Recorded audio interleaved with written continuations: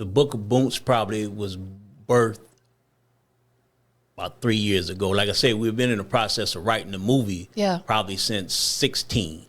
Wow. But every time I go back to edit or play with the movie, I said, damn, because I enjoyed the read personally. So I said, damn, let's publish a book first.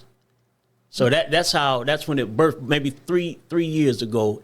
The ideal of publishing a book birthed, and then I started formatting for a book. Yes, absolutely. What is in the book, content wise, is since birth, probably your entire life, everything you've experienced. Now, this is volume 1. Yes, it starts at my birth, at the hospital that I was born at in Grand Rapids, Michigan, and it leads up, and it's this volume 1 will end when I was shot.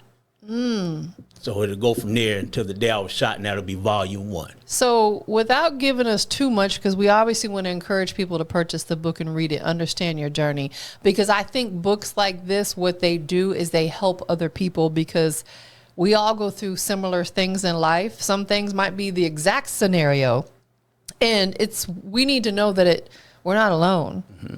You're not the only one that's been through that, and I'm grateful for you being transparent and writing this book and sharing your journey. Mm-hmm. At what age were you shot?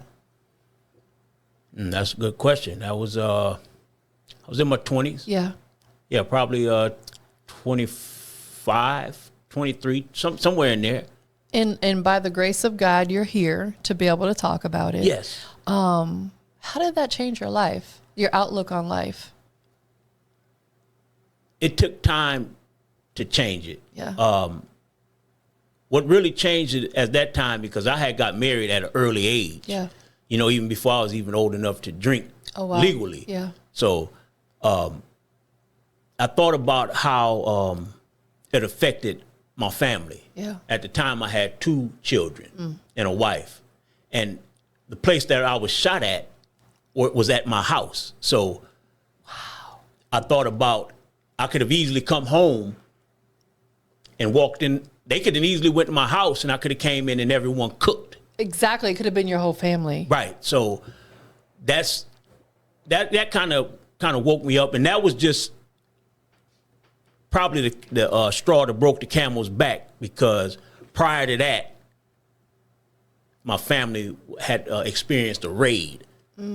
So my children, my new born baby girl, they had handcuffed my wife to the front, and they, and all this stuff was happening because of me. So a lot of times we're knee deep, we're intoxicated with this life, this power, and we're not realizing how we're affecting everyone else that's connected to us. All those tentacles that's connected to us, we don't realize it until something tragic happens. That is absolute facts. Like, oftentimes we get put in those positions, like you said, we don't realize how much of an impact it can have on the people around us by our own actions.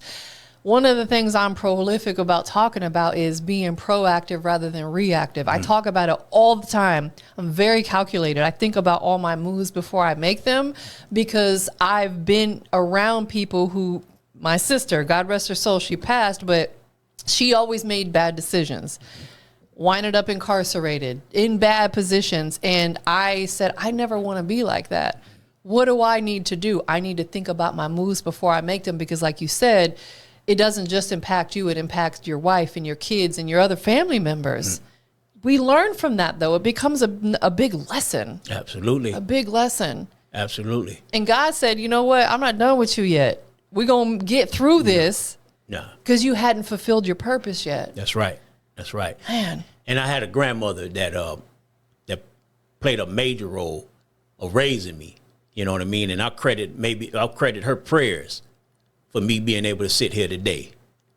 Because it could easily ended up anyway for me. Like I said, when I was younger, my old man went to the penitentiary at a young age. Yeah. And then my mother, addiction have taken many of our parents and family members, just like you said, for a period of time. Yes. But again, all praises due to God that my mother has found her way back, and she's back on track. And I thank God for the space she's in today. Praise God, man. That is so beautiful. Yes. That is a shout out to her too, because God obviously led her in the better direction, but she had to make that decision to do it as well. What's your mother's name?